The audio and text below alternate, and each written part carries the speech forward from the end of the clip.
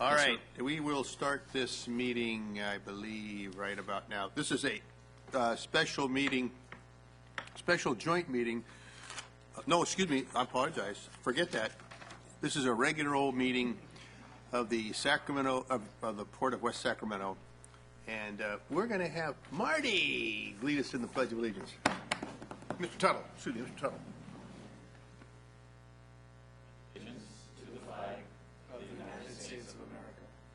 To the republic for which it stands.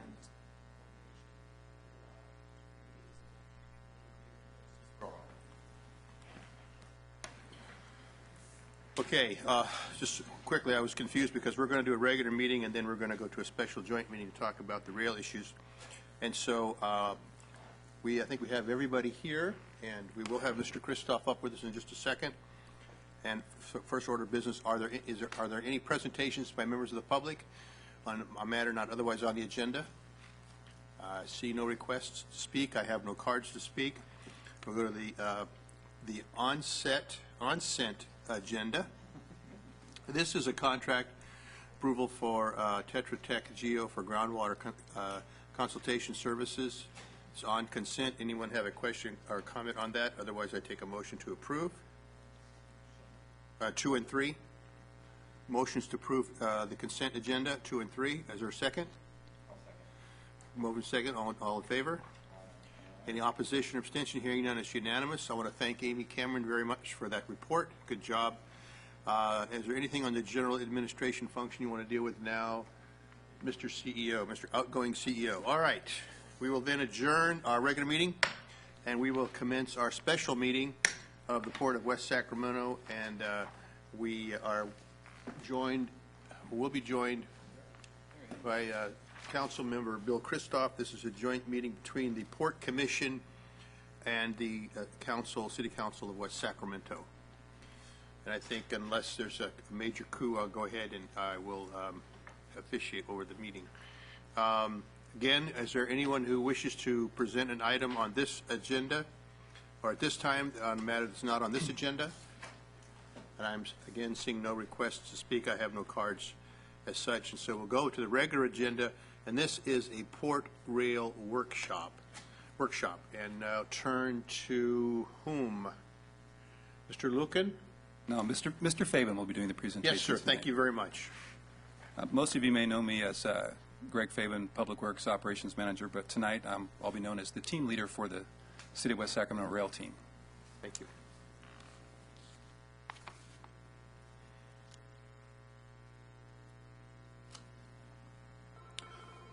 So the rail team put together this workshop essentially to answer 3 questions. What types of rail operation exist or are proposed for West Sacramento? And what have we learned over the past several months after observing the rail operations in the city? Second, what measures have been implemented over the past several months? And third, what additional measures would the council or commission support as we move forward?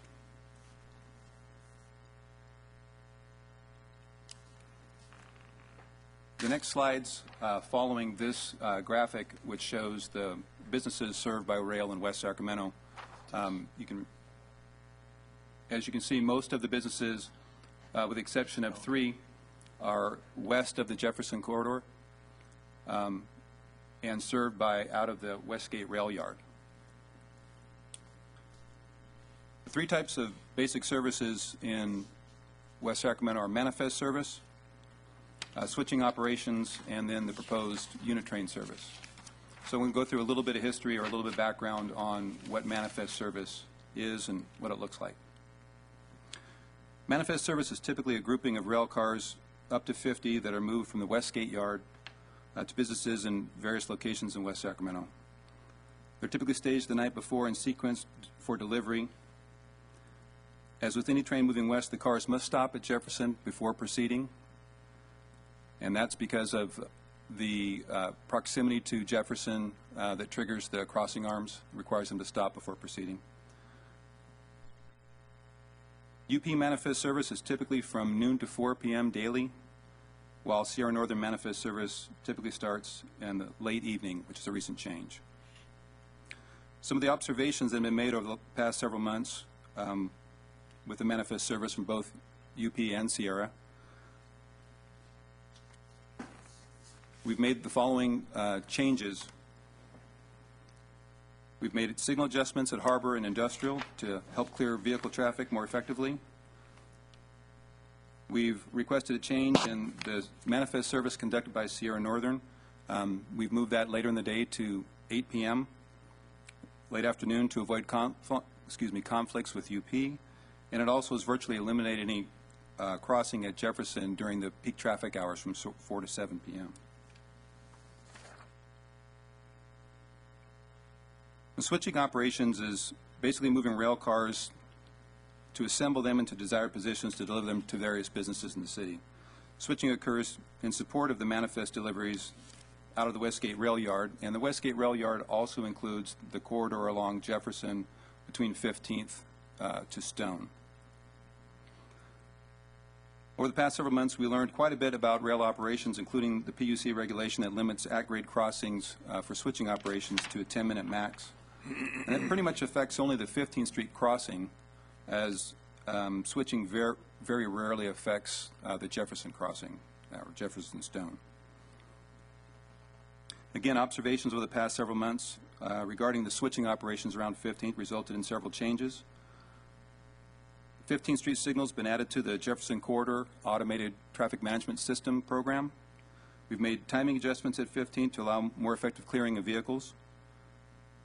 Our frequent dialogue with UP and Sierra regarding switching operations and their commitment to minimize times at the crossing as much as possible has led to a positive change in the way the crossing arm logic is run at 15th, the preemption mode, which has greatly enhanced the vehicle movement pre and post crossing arm deployment. So the next type of service is unit train service, which is a grouping of 60 to 100 cars taken from the main line directly to the point of delivery. The quote-unquote unit is never broken or separated until it's completely out of the public right-of-way. The proposed unit train service will be on the main line along the Capitol Corridor between 9 p.m. and 4 a.m., and it will typically operate in West Sacramento after 10:30 p.m. to about 3 a.m. Typical inbound unit trains would arrive after 11. Outbound trains, which we release from the port, would depart around 2 a.m. So could you give me the times again? The times where they'll be in West Sacramento is typically between 10:30 p.m. and 3 a.m. Thank you. We expect that the inbound trains would arrive sometime after 11 on a typical evening, and the outbound trains, which we release from the port, would be around 2 a.m., ideally. Some of the coordination that we've done to date to support the proposed unit train service, we're in design and potential and future construction of the loop track at the port. We have communication plans that we've been working on, which include the notification of unit train delivery, emergency services notification, advance notice of unexpected or unusual delivery times, and also some advanced planning for additional mitigation measures should they need to be implemented. So to date, we have done a number of measures as seen on the slide that we've implemented. One in particular that I'd like to discuss is the communication strategy that we've embarked upon. Again, reiterate, we've worked with PD, who's a part of the rail team, to coordinate emergency services notification. And that includes both routine planning and operations and unusual circumstances. We've implemented communication with various rail users within the city. That's reaching out to all the businesses supported by rail to ensure that the operations match transportation logistics elsewhere in the city, and those that have conditional use permits, working with them to ensure that they're in compliance with their permit, and those that have new or renewing permits, we're working with them on review and providing, the rail team that is working on review and comment on the permit conditions to ensure that the city needs are met as well as the business needs. An example of that is the BP Buckeye use permit that is up for renewal. We have reviewed and made comments to their application, and which is currently back with BP. We've also conducted as-needed operational dialogue with UP and Sierra Northern with their operational staff, and we've also established formal quarterly meetings with management and operations to review previous operating time frame and planning for future operating time frames, being those quarters.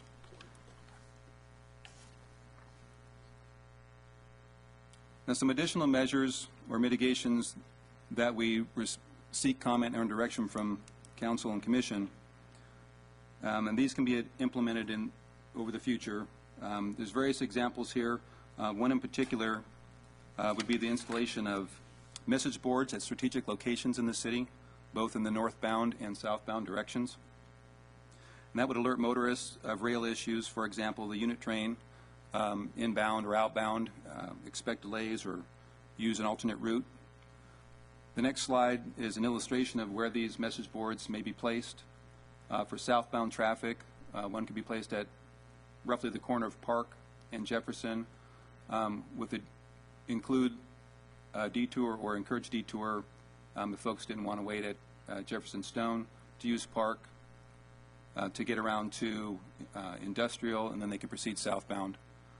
And conversely, for northbound traffic, for example, the message board could be located at Lake Washington and Jefferson, again alerting motorists to use an alternate route, which in this case would be taking Lake Washington west, if you will, to Industrial, where they could then proceed in a variety of directions to the northern part of the city. These message boards could also be used for other purposes. Emergency evacuation is an example of that type of other use. Now I turn it over to the Council Commission for comments and questions, and I'd also like to point out that there are members of UP and Sierra Northern in the audience, as well as the other members of the rail team that can answer specific questions or address specific comments. Thank you. Before we go to the Commission and the Council, I'll ask, are any of those individuals have a comment they want to make at this time? Any further presentation? If not, we'll bring it back to the Council and the Commission and open it up for any comments or questions people have. Yes, Mark. Yeah, on the message board, you know, one of the things, I don't know where you would actually place it on Park there, but have you considered maybe a board that might be useful for, you know, announcing community events or things of that nature, as long as you're spending the money to do that? You know, I'm not talking about a huge color billboard, electronic billboard, but something that might have multiple uses other than just emergency warning and, you know, other messages, but, you know, actually community events and things that you might be able to do something more with. Yeah, we've considered that, and certainly we would take whatever direction, the Council or Commission would like us to take, and if we want to go down that route, certainly. Yeah, so the switch, can you describe a little bit more the nature and need for this, and what kinds of businesses are generating the need for the switching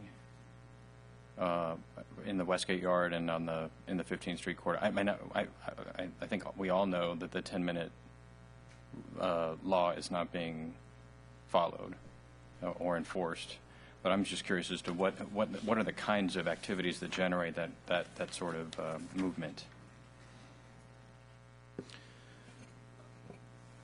As listed in the staff report and also in the illustration, those types of businesses include BP, which has been recently sold to Buckeye, a third party to manage that tank farm, and Sencal, which is another use, which is just north of the BP Buckeye area, are the two principal ones that cause that switching activity to cross 15th Street.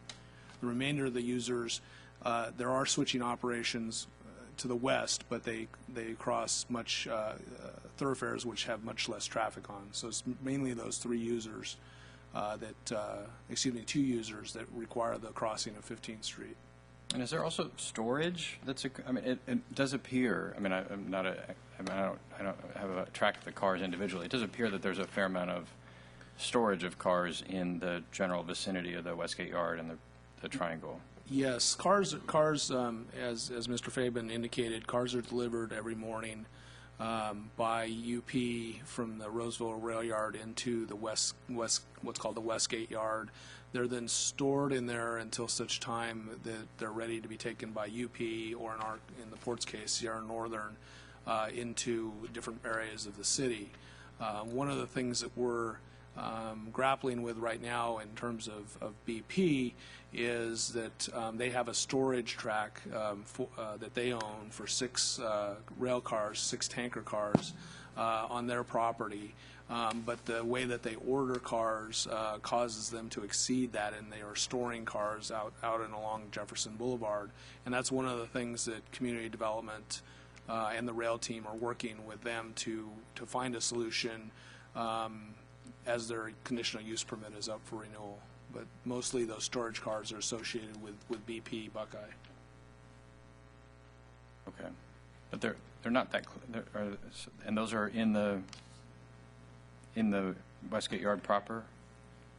Initially, they're in the Westgate Yard, and then sometimes they're moved down along Jefferson Boulevard, South 15th Street. And who's and BP Buckeye has the legal ability to store cars in any location, or is that a Sierra Northern decision or some other operator? Well, that's I think the issue of concern with the renewal of their conditional use permit is that when they originally designed the facility, their mode of transport was to bring 6 cars. They need 6 cars of ethanol on a regular basis to supply the blending of gasoline. So they bring 6 cars in, and then they empty those 6 cars, and they bring another 6 cars in, and so on and so forth. But what's happening in reality is that more than the 6 cars are arriving in West Sacramento, creating the need to store additional cars along that Jefferson Boulevard alignment. And we're not sure if that changed when Buckeye took over ownership of the facility or whether that happened sooner. But it is something that, and Charlene Hamilton's here from Community Development, maybe can discuss this as a little bit more. But that's what we're working with, what she is working with, and her staff are working with BP to find a solution, because that technically is or could be seen as in violation of their use permit, because they're using more. That's a violation of their existing use permit, and that's assuming that a use permit would be renewed by the city. Correct. At all, right? Right. But I mean, the rest, these other places where you're talking about the storage occurring is not their property. I mean, is somebody who's allowing the cars to be left on their tracks, I guess is my.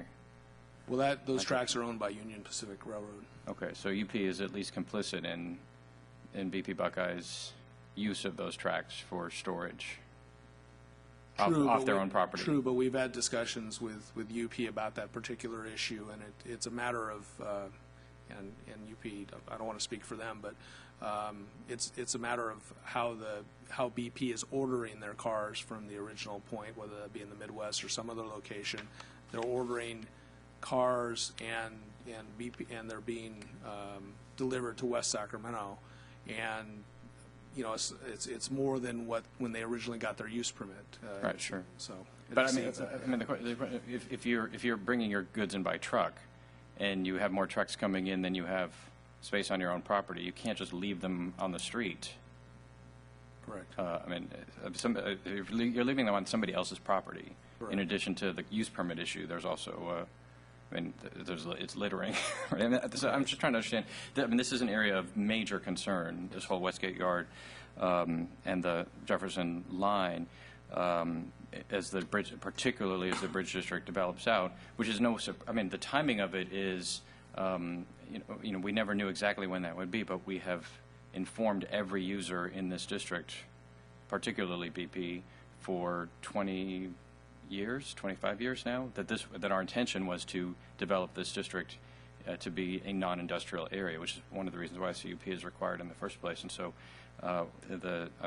this, I know that at least for me as a member of the council, this is going to be a key area for policy making around how that transition actually occurs, because this is certainly a problem. I mean, the signage will be helpful to a certain extent, although you haven't described any signage that would affect the 15th Street crossing, which I think for the Bridge District and for Southport is a critical one, as more folks are using 5th Street and Riverfront in order to get their movements, and even by the time you arrive at 15th Street at the intersection, see that it's blocked, you have no legal option.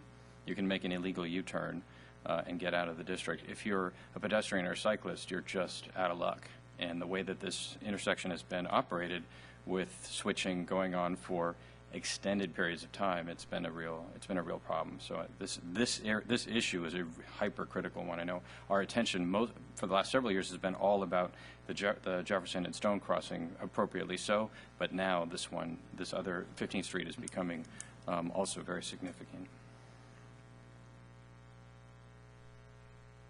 Other questions at this time? I do. Yeah, I do. If the 10-minute rule is in effect, and somebody is sitting in traffic at, we'll say, 15th Street for a half hour, what's their recourse?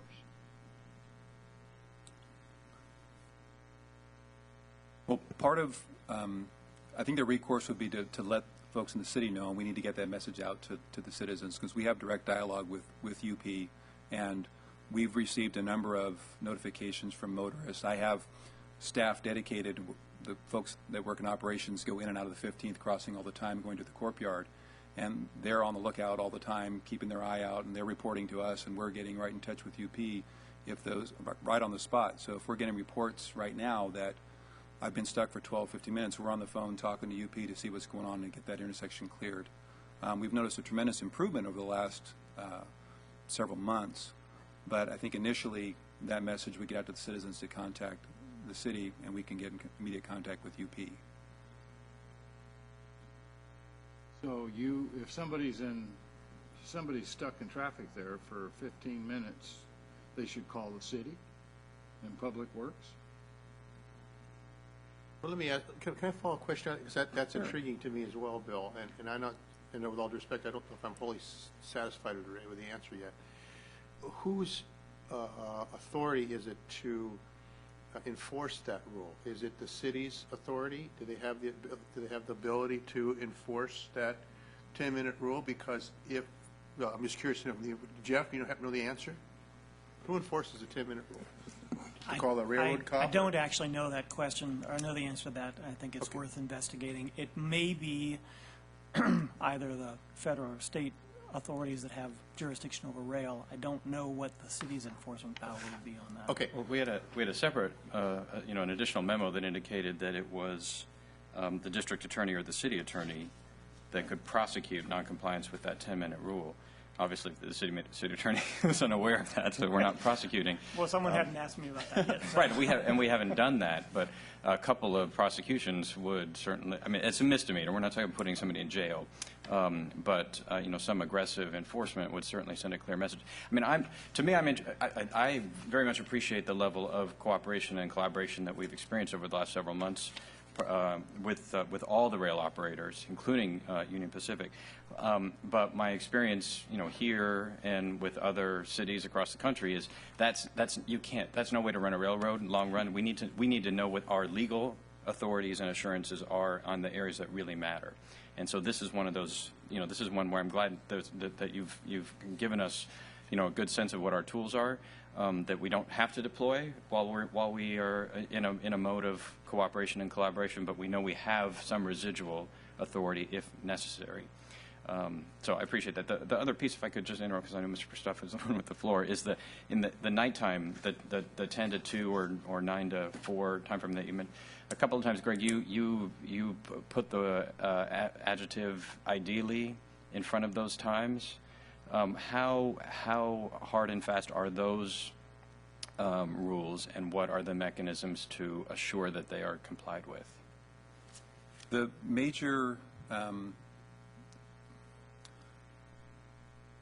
the Capitol Corridor for rail movement operates pretty much up until 9 p.m. and is, I'm not too sure of the morning hours, 5, 6 a.m. So ideally, the Capitol Corridor service and the unit trains don't mesh. So those trains need to be off of the Capitol Corridor during that time frame, which means that after 9 p.m. when that service is basically shut down or winding down, then the unit trains can then get onto the system and move towards West Sac. So that's sort of the 9 p.m. to 4 a.m. sort of brackets usually when that Capitol Corridor service is no longer running.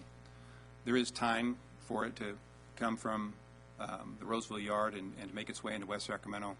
We've received estimates that an hour and a half is about the best you could see from getting from Roseville. And that's with no other delays in Capitol Corridor service that might delay getting onto the rail lines.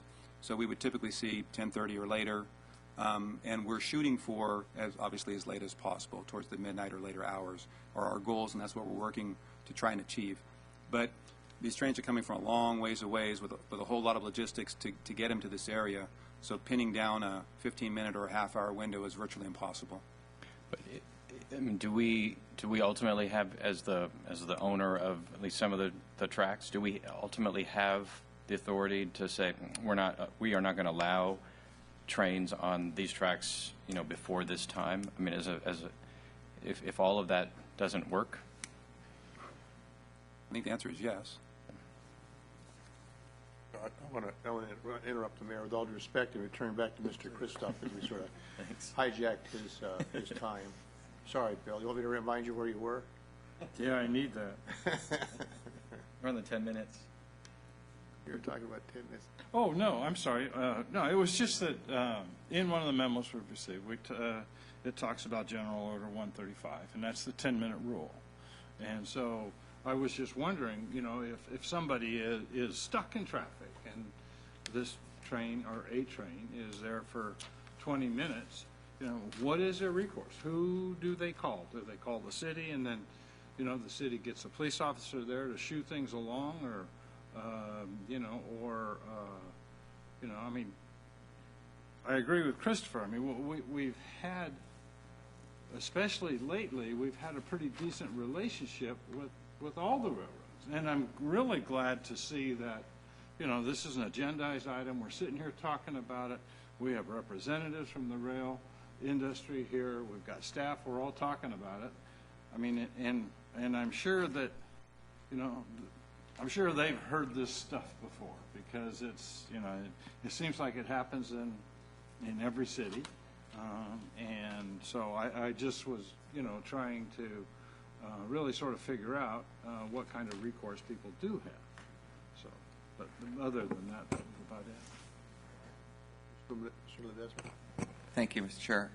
Thanks for the update and the outline of some of the service. This is a long time overdue, and has been on the Planning Commission for nearly a decade, and running through some of the conditional use permits and some of the items along that corridor in Jefferson. We knew these were non-conforming uses along the riverfront. We knew about what we want to do with it. So getting this update certainly is very helpful, because it seemed back maybe a few years ago when we were doing conditional use permits or other land use actions at the Planning Commission level, this question always came up about rail service.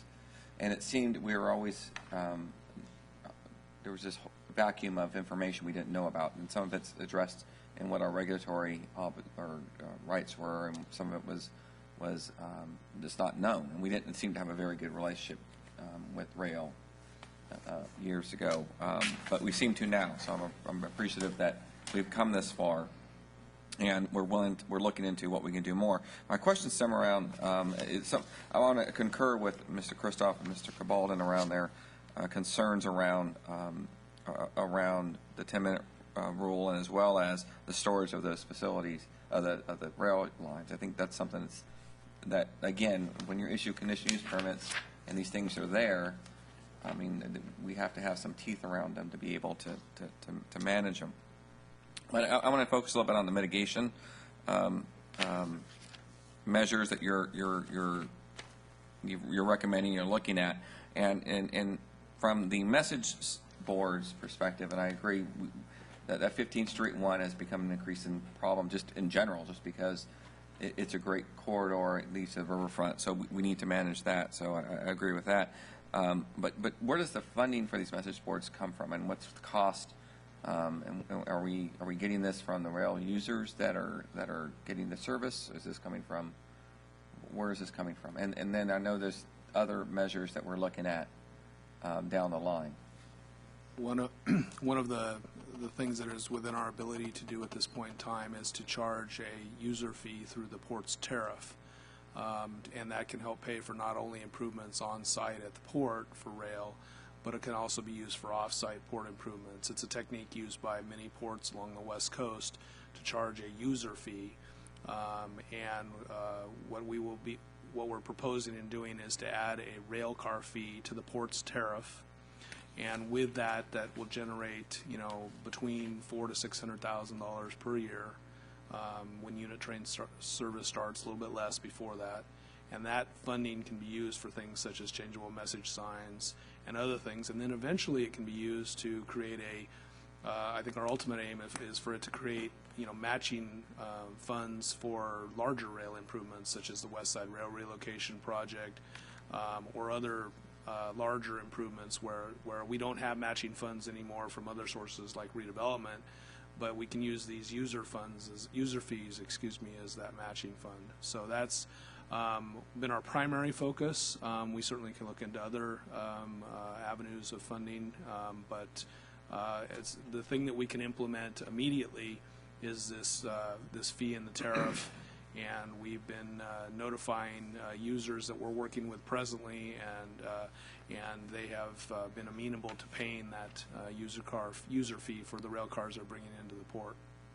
And I think that's a great place. I mean, to explore is and then making sure that it is consistent across the other ports along the West Coast, because obviously we don't want to be the outlier that's not charging it, but we want to make competitive. I understand that, but some of the other mitigation measures include the bypass on the one-way bypass connecting northbound Jefferson and the South River, and what I'm interested in knowing going down the line is sort of the funding for that, and that may not be enough for a user fee, and so then again from user fee funds revenue coming in. So again, I am interested in those things because I think those are something. I think we're all tired and frustrated. We want the public know we're working on this, and those are real tangible things. Message boards would be great, and I think that's a step in the right direction. But other tangible things, mitigations like that, would certainly be something that the community would connect with. Thank you. Yeah, I have a few items or a few things. First off, I want to go back to the 10-minute rule, and I've been around long enough to have had some various and varying degrees of contacts with the UP. So God bless y'all. And this is a good time for us, candidly, and I think this is very healthy. But with all due respect to everybody, we need the answer to the question of who has the right to enforce this and who do you call? I mean, do you call Ghostbusters or do you call the police? If I'm sitting there if I'm a citizen and I'm sitting there for 20 minutes or longer than I want to, I have a right to know, if my city has the capacity to be an enforcement body, and who do I call? It's not for me to make that decision as a board member. It would be the individual citizen's right to exercise that option should they believe it's something just that they have a right to call the police if there's a disturbance in the neighborhood that needs attention to. So I think we need to chase that down and look at that. If it is a misdemeanor that's, and I don't want to play lawyer here, but if it's a misdemeanor that's enforceable by the district attorney, there's got to be a mechanism to get the complaint to the district attorney in the first place. That normally comes from local law enforcement. Otherwise, you'd have to be calling somebody from PUC, and if that's the situation, we need to talk to PUC to find out how we exercise that opportunity should we need it. So I think that is definitely something that needs to be teased out. And quite frankly, and if that's the state of the law, then the public has a right to know what it is, and they have a right to know what they can do should they feel that there's non-compliance with the rules. That should keep us as a port authority, and it should keep the council, of course, on our toes, and we will expect that those rules be adhered to, so we're not getting pressure from our constituents, and hopefully it would keep pressure on the rail providers to know that there's going to be scrutiny for what they do. I don't know what the state of the law is or what all that stuff is, but I think we should know. We should put it out there. I actually think, by the way, as far as the signs are concerned and funding is concerned, I think Mark raises an excellent suggestion, certainly on the one at Park and Jefferson. I love our little banners that we put up there, but if we had an electronic sign that could be used for multiple purposes, but certainly could be used during a time of need for detours, that would be effective, then I think it's one that should be paid for by the rail companies that use the facilities. And the same would go, of course, as far as the cost is concerned for the other one on the other end. Just a couple of those things. I'd like to know more about the tariff that we can impose, because it's kind of like, how long is a piece of rope? It's as long as it needs to be to tie the load, and how much is the tariff going to be? It should be as what we need to get the job done. And I think that Mr. Desmer does raise a good question, especially about that one detour down there off of Jefferson on turning east on Stone, hooking up with the south of the road. That looks like a pretty good alternative if you're coming from the south to the north. Regardless of the time of day, that should be a much better alternative. So, for me, this is all good, but I'd like it to be a little clear about what really can and cannot happen. The second comment I have is that I think we need to. I'd like us to hone our policy on rail in West Sacramento to really focus and support those rail activities that are fundamental to our economic future. What are those rail uses that are directly involved with the port business, and what are also involved directly with the other businesses? We ought not to be being a de facto switchyard for anybody. The switching and the utilization of our rails should be.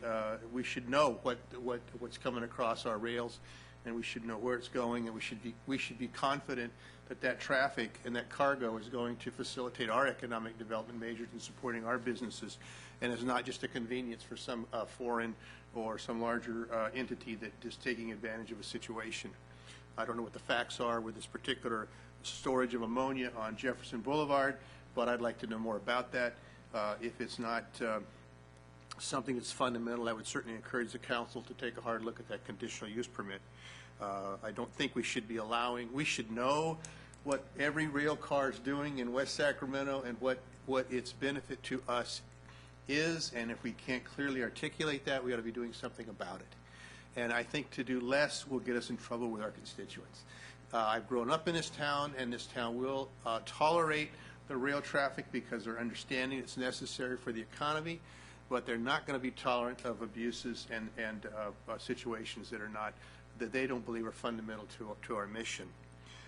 We've got a smart constituency, and we don't want to take advantage of that in any way.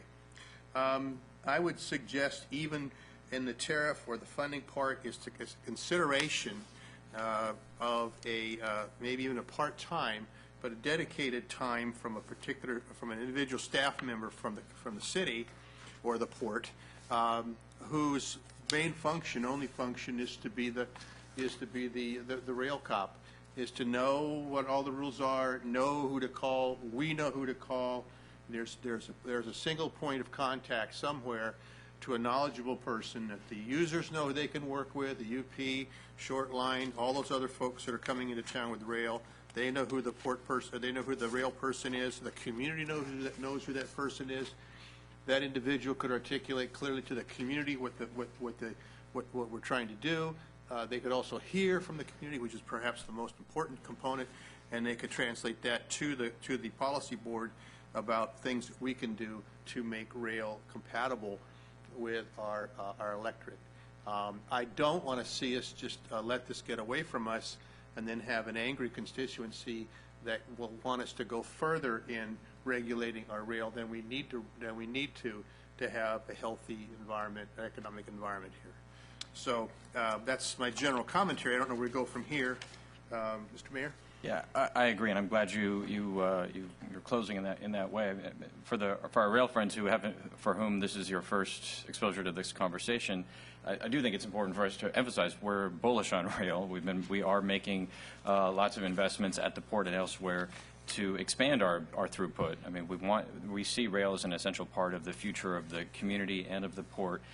So we want to move more goods through that mode, but we need to do it as efficiently as possible, and with an eye towards exactly those issues that Commissioner McGowan raises, so that it's sustainable and so that it works for the community. Because even when we talk about the 10-minute rule, and it doesn't sound like that big of a deal. Well, maybe it's 15 or whatever. Surely people can live with that. Well, you have to remember that if you're coming from downtown and you hit the Tower Bridge and that's up and you're out of commission for 10 or 15 or 20 minutes, and then you get to 15th Street and there's somebody switching there, and then there's another train at Jefferson, I mean, it adds up very quickly, and it may seem unimportant, but if you've got to get home because the child care center starts charging you $100 a half hour every time that you're late, or your kid's performance is that night, or you left a turkey in the oven and you have to get it out before the house burns. It matters to people's lives when these small things add up to a half an hour or 45 minutes of delay in a short amount of time that you've got to get home to your family in the evening or get to work in the morning. So it may seem trivial in the little piece of it, but because of the way that our city has developed, where there are lots of these kinds of crossings, they add up and they can become a big challenge. So I think that the basic directions that and options that you've given us make a lot of sense. That we ought to resolve as a city that we're going to do a better job of enforcing the use permits and exercising our authority under the 10 minute that general order that includes the 10-minute rule. So as one sort of takeaway from this conversation, I think that's clear. And I know we're going to be revisiting the use permits as well. But even if they are renewed, that enforcement that we pay much more attention to doing it and making sure the public is aware what the alternatives are. Second, that we look at the rail fee options that you've outlined in the staff report immediately. That we need to move forward for whether it's the message boards or whether it's the rail ombudsperson, or just giving us the better capacity to not just to watch the railroads but also be more effective partners in identifying opportunities for them and for us together, as well as the infrastructure improvements. And then starting now to look at the canal yard track agreements that are up in 2016 that govern the transit of cars through our portion from UP. That's from 1966, and we're charging $2 a car. It doesn't make. I mean, that doesn't make sense given the cost structure the change. Inflation plus the cost structure that we face. That $2 car arrangement and other potential uses of that agreement to be more explicit about what the rules of the game are, so that we can be protected, and also so that the railroads know that we're let's just figure this out, get it done, and then everybody knows how this is going to work.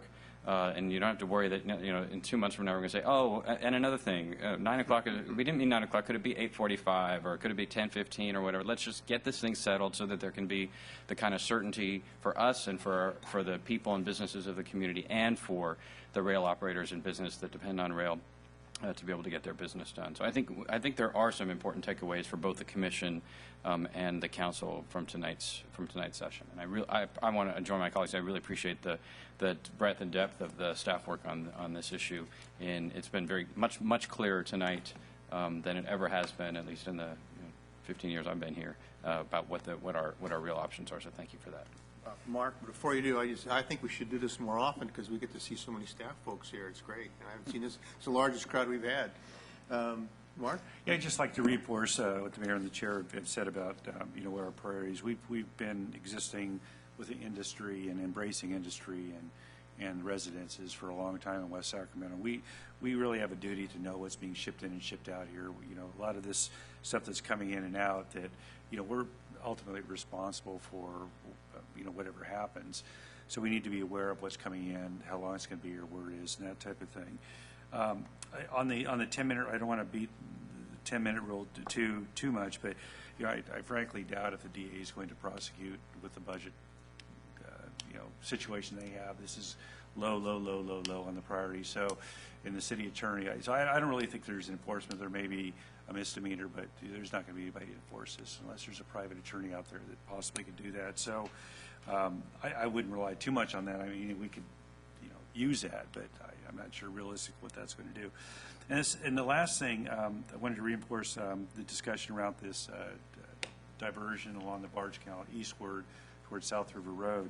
We're seeing, what I'd like to see is, since this is a joint meeting, to look at harmonization of policies on bike and pedestrian paths. And there's a lot of people that are moving, going to and from work now, and then that track that's on the Barge Canal could easily be converted to a dual lane bike pedestrian path, and then detour over to South River Road and get bicycles off Jefferson, which I think is becoming more. I mean, it's not problematic. It's just people. It's 45-mile speed limit, but people are 55 and 60 on there in close proximity to bicycles. And if we're trying to encourage bicycle transportation, it may be a way to include that as a priority as part of our bike and pedestrian master plan to get people over that Barge Canal Bridge, then off into South River Road, then up toward Tower Bridge. I mean, just one other thing about the diversions, because I've neglected it before, but the signage is a value, but we cannot let it become a crutch, right? If Grace Olson were here right now, and the idea that we would be telling people to use Park Boulevard as an alternative route for Jefferson, given She's not here, but her presence she's here. is looming. I feel her. Yeah.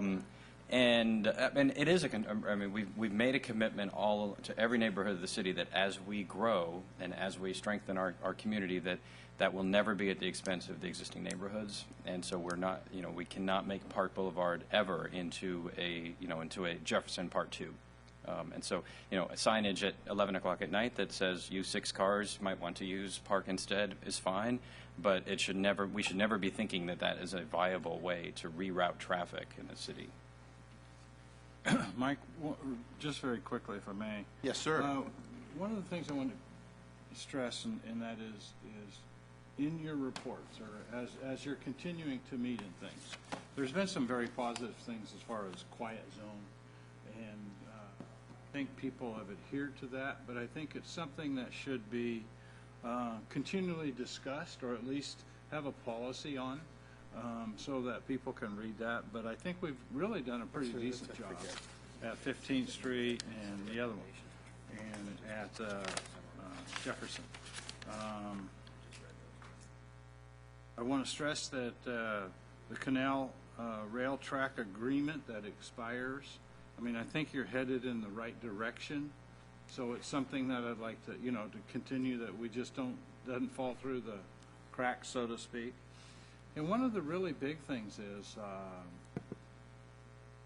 as you are discussing this issue, a number of years ago, we tried to put in a west side rail relocation that really makes a lot of sense. I mean, it's undoubtedly way above our pay grade, and a lot of federal funds and things would need to happen. But at the same time, it's something that I just don't want to drop and forget about, because it would do so much good for the city and also for the rail industry if we could pull it all off. So it's something I want you to just sort of not jot down and just not forget about it. I want to follow up on that, Bill, and actually thank you for bringing it up. I know that you got that, you hold that notion close to your heart. With the new activity going on about the Central Valley flood, and with Bill Edgar and those guys, that's activated. You guys probably know about it as well. Well, there's an opportunity there someplace to try to dovetail this. A few months ago, I would have said it's the West End realignment is just a pipe dream, but now is the time for us. Yolo County is getting more stimulated. I know they're talking with West Sacramento and Yolo County about some way to do some management of all of this, and I think it's a good opportunity for us to get that issue on the table, because interestingly enough, a county-wide, or at least a Woodland Davis West Sac rail realignment would do a tremendous amount of good for the county. But we may have an opportunity now to kickstart that. Heretofore, I thought, well, I could see how they could do it in Woodland and Davis. I can't see how we can afford to do it in West Sac. Well, there may be an opportunity. I don't know if there is or not. I would encourage you to tease that out. And lastly, I didn't emphasize the unit train issue, but I want to do that. And I appreciate the mayor, challenging a little bit about your use of adjectives on that. All I can say about that is it is imperative that, and to anybody, Sierra, UP, us, you got to bring those unit trains in during a time when there ain't nobody else on the road. The first time my daughter gets stuck on a unit train going to work at 7 a.m. in the morning, it's going to be miserable for all of us, and we have to avoid that almost at all costs. Not just my daughter, but the folks coming up, going to work in the morning or coming home from the night. It won't take more than once or twice for us to miss our timing on that, for us to have a major problem in the community. We want to try to avoid that if we can at all costs. I just think it's imperative. It's a big deal to me. It's one thing to be inconvenienced at 2 o'clock in the morning. It's quite another to be stuck trying to get someplace at 6:30 or 7:30 in the morning or 7:30 at night. So we have a set of recommendations, I think, that look good. I would only ask that we add some more work on the 10-minute rule enforcement. I didn't see that clearly delineated there. I disagree a little bit with Mark about enforcement with the DA. It is somewhat, his work is somewhat influenced by politics. He does live in Southport. So that might be one misdemeanor he's willing to prosecute if it was presented to him in an appropriate fashion. So I'd ask to be, if he's on his way to court, you don't want to slow down the DA. So do we want to take a formal action, or what's your pleasure, folks? Workshop? Well, let's just say, does anybody have any problem with the recommendations as they've seen laid out for staff? I would like us to see this come back in some sort of at least reporting form so we know what progress we've made. I don't want this just to go on a shelf and be forgotten. We need to be able to go out and tell the community that we're aware of the problem, we're working on the problem, we're coming up with real solutions. I think if we do that, we'll stay in good stead with our constituents, and if we don't deliver, Marty Tuttle will be looking for a new job. Because not only is he the incoming city manager, he's the incoming port CEO. Did they tell you that? Yeah. Do you have your trick card yet? Well, see. Yeah. All right. Anything else, folks? I want to thank everybody for all the work you did on the report. I do want to thank the rail folks for showing up. We do appreciate your involvement, and we do appreciate the hard work you've done to try to make this work better for everybody. That's how we're going to get through this. Is really some good neighborly teamwork and collaboration, and all the rules in the world aren't going to make it work, but working together we might be able to pull it off. So, what's that? Yeah, do you guys, UP, you guys want to? Okay. With that, I've been told we're done. We want to thank you all for coming tonight, and we can talk later. We're adjourned.